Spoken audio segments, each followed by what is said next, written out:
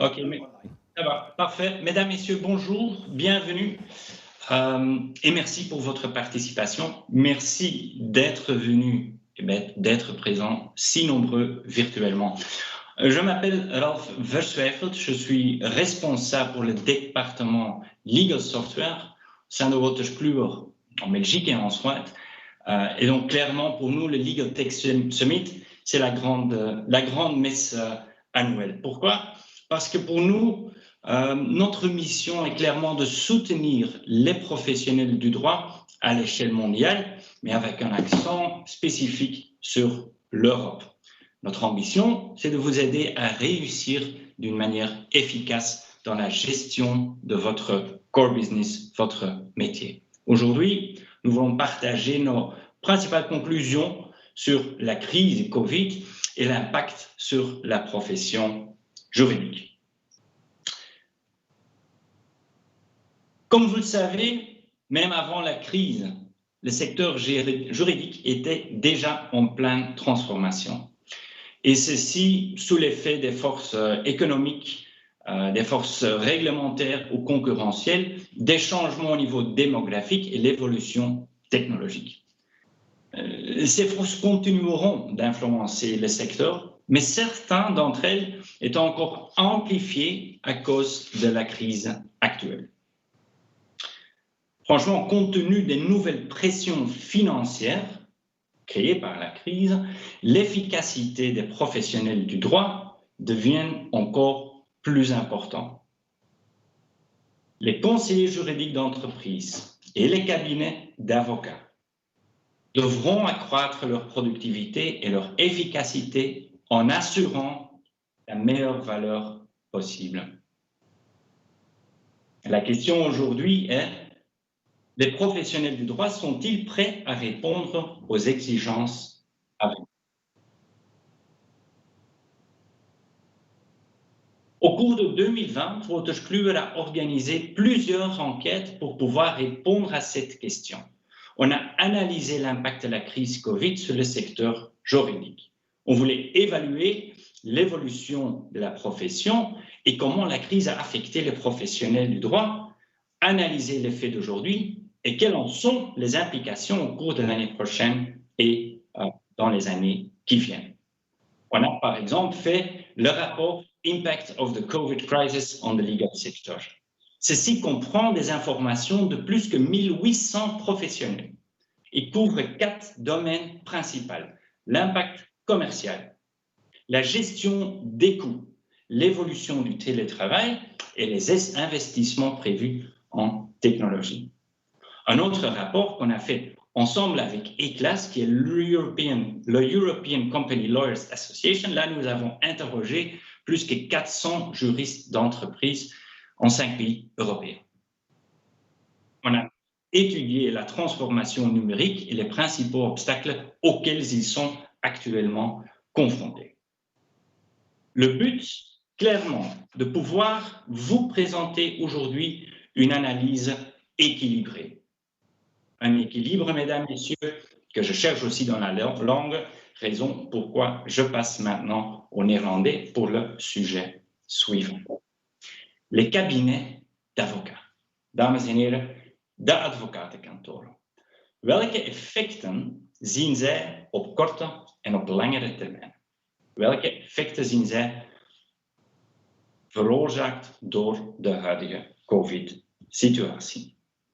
Puntje 1. De business impact. We zien, en ik moet eerlijk zijn, deze enquête dateert van de zomermaanden. Het is dus mogelijk dat de cijfers vandaag geëvolueerd zijn. Ik wil jullie dan ook vragen zelfs even mee te werken aan een kleine interactieve poll die we live zullen doen, om te bekijken of deze situatie ondertussen al geëvolueerd is. Maar op het moment van de bevraging gaf toch al de helft aan dat er een impact zou zijn. 37% verwachtte een sterke daling in de business. De meerderheid van die 37% zag zelfs een daling van meer dan 30% van het omzetcijfer. Verrassend, 13% geeft ook aan een stijging te zien ten gevolge van de COVID-crisis. zijn dit mogelijk advocaten die actief zijn in het sociaal recht. Een tak waarvan dat we weten dat die toch wel zeer actief blijft in tijden van crisis. Zoals eerder gezegd, zouden deze cijfers vandaag, want we zijn nu 4 maanden verder, nog hetzelfde zijn. Ik wil jullie vragen om naar de URL te gaan menti.com en onderstaande code in te voeren. Mesdames, Messieurs, le but est de faire un update de ces chiffres aujourd'hui avec vous. Donc, je vous demande d'aller au URL menti.com et d'introduire la code 62 60 08 7. Là, on va vous poser 2 questions et on va voir les résultats dans quelques slides, un peu plus loin. Je vous remercie de participer. Le URL reste visible les prochains slides. De URL-code blijft beschikbaar op de volgende 4 pagina's. Naast de business impact, waar dat dus 37% slechts aangeeft een daling te zien, hebben we ook bekeken wat men denkt van de kostenbeheersing. En daar zien we toch wel een meer uitgesproken cijfer. De helft van de advocaten geeft aan dat men verwacht meer kostenmanagement te gaan moeten doen. En heel opvallend, 38% geeft aan, eigenlijk een goede 40% geeft aan dat die kosten zich voornamelijk zullen vinden in wat wij noemen de office rent en office supplies. Dit is duidelijk een gevolg van een stijging van het thuiswerk. Ook in de commerciële bedrijven zien we vandaag een sterke toename, niet enkel omdat die verplicht wordt, maar ook omdat men de voordelen daarvan begint in te zien. En niet onbelangrijk, 60% van de respondenten geeft ook aan om te gaan besparen in staffing of in externe legal support. Een derde punt dat we bekeken was dan het nieuwe werken. De helft van de bevraagden gaf aan om effectief te verwachten meer van thuis te zullen gaan werken. Mogelijk is dit voor de juridische sector een goed cijfer. Vanuit mijn economische en commerciële achtergrond is dit een zeer lage score. In een bedrijf als Wolters Kluwer, ik kan u meegeven, sinds 17 maart werken wij met 20.000 medewerkers wereldwijd van thuis. Alle kantoren zijn gesloten. Uiteraard wordt dit gedreven door de crisis, maar het spreekt voor zich dat we nu al plannen maken om dit verhoogde thuiswerk ook verder te zetten op het moment dat we terug in normale omstandigheden kunnen werken. Waarom? Omdat de crisis ons geleerd heeft dat het kan, dat we efficiënter zijn en dat de work-life balance beter te managen valt. Hoewel dat slechts 52% aangaf zelf meer van thuis te willen werken, gaf wel 66%, en dat is toch 2/3 van de bevraagden, aan in te willen spelen op de vragen van klanten om ook meer virtueel te gaan werken. Die virtuele interactie is een tool die u als advocaat kan gebruiken. Want je verhoogt je interactie met de klant zonder dat je de tijd verliest van de verplaatsing, het opzetten van een meeting enzovoort. Dus je kan eigenlijk echt je interactie en de tijd die je daarin stopt beperken tot het contactmoment zelf.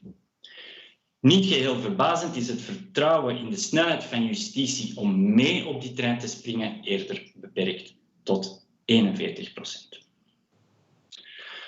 Een laatste vraag die werd gesteld gaat over de technologische impact. Zien wij, advocatuur, ten gevolge van de COVID-crisis een stijging in onze investeringen in technologie, onze nood aan technologische oplossingen? Het antwoord is duidelijk ja.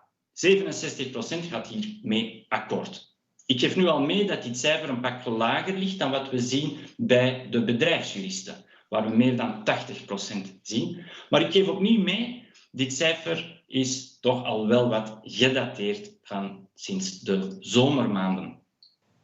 Interessant om te weten is, hoewel men meegeeft dat men het belang van technologie inziet, gaven heel wat respondenten, heel wat deelnemers ook aan dat ze zich bewust zijn dat ze daarvoor vandaag wel de nodige skills missen. We zijn er een beetje ingeworpen. Dus we zijn door de crisis verplicht geweest om zeer snel over te schakelen naar virtuele samenwerking, conference platforms en dergelijke meer. En we hebben ook gezien dat dat kon. Toch stelt men vast, kijk, wij hebben daar toch wel wat extra insights in nodig om een goede strategie rond onze technologische transformatie te kunnen opzetten.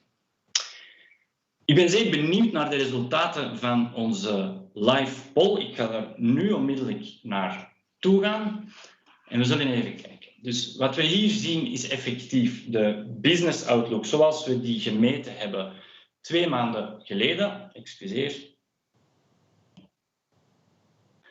De resultaten van vandaag zijn duidelijk, nee, niet duidelijk gewijzigd. We zien opnieuw 38% verwacht een daling. Wat sterk is toegenomen is de stijging van business. Men verwacht eigenlijk in vergelijking met een increase van 13% enkele maanden geleden, ziet men hier een veel sterker cijfer increase. Dit is zeker voer voor discussie. Als we kijken naar de technologische impact, waar we tijdens onze bevraging in de zomermaanden op 67% zaten. 67% gaf aan, ja, wij gaan investeren.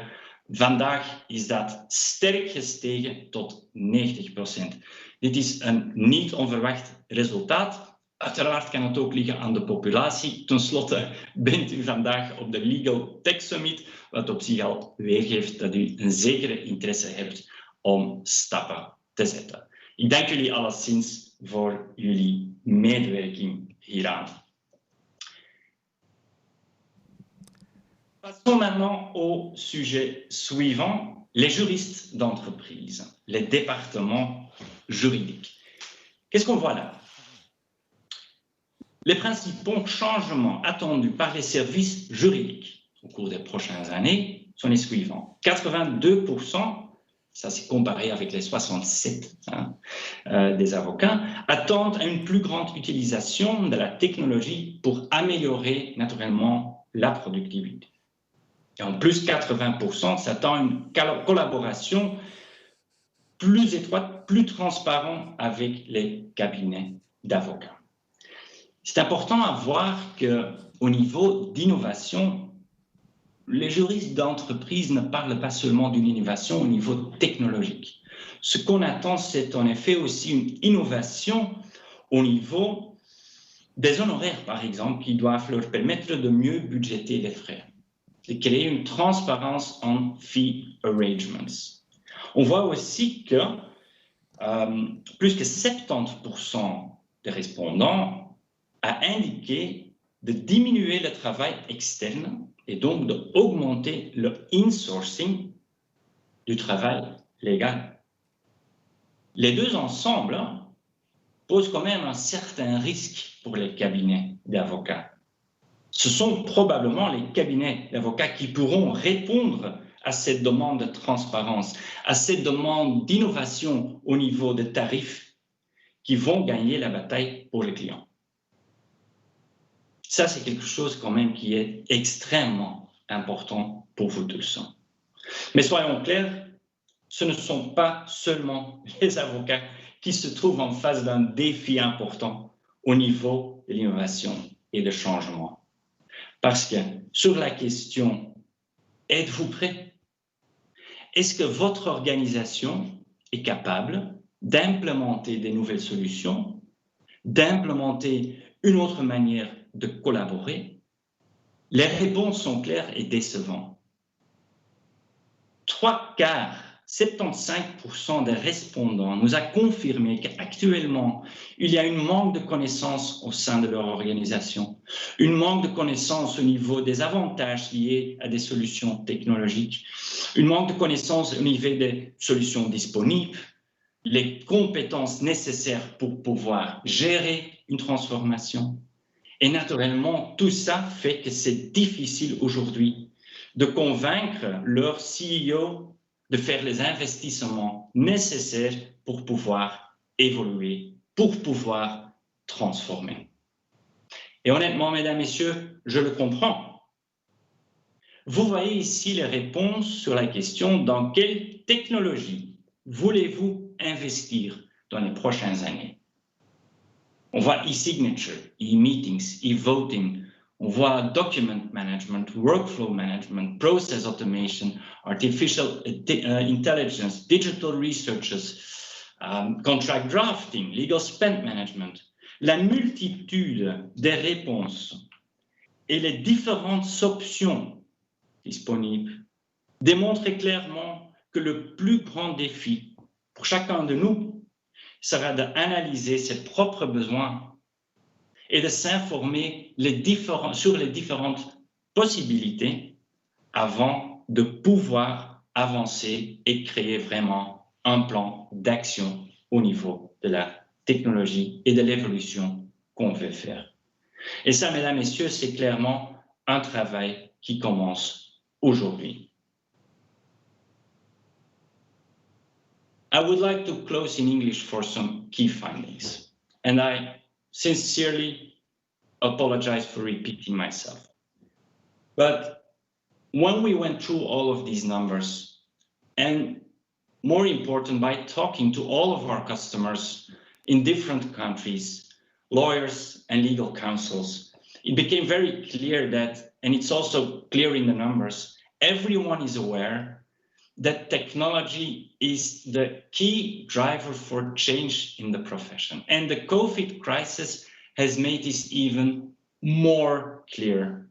We need this technology to improve our relationships, both with customers and colleagues, to improve our performance and productivity. But we are blocked. We are blocked by a lack of understanding on what's possible. We are blocked by not being able to clearly express our expectations. A lack of experience makes it difficult for us to define the priorities and capabilities that we need to move on. Nevertheless, I would like to repeat, the pressure is on, it's now. We really have to move forward. Both law firms and corporate legal departments are facing difficult times when they are not able to improve their productivity in the following years.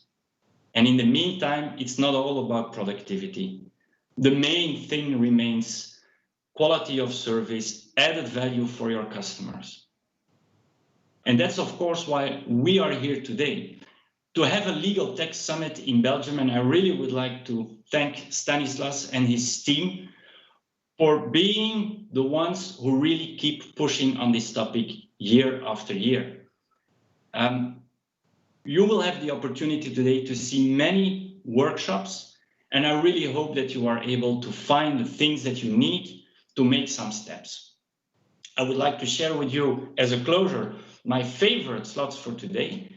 Talking about digitization, there will be a round table, and my colleague Katie, who is our business development and innovation manager, will be there to discuss together with many people on what should be done. If you're a lawyer, please do not miss out on the workshop by Eric and Francois, where they will present possible solutions for digitization in law firms. If you do not have a solution today, please be present there.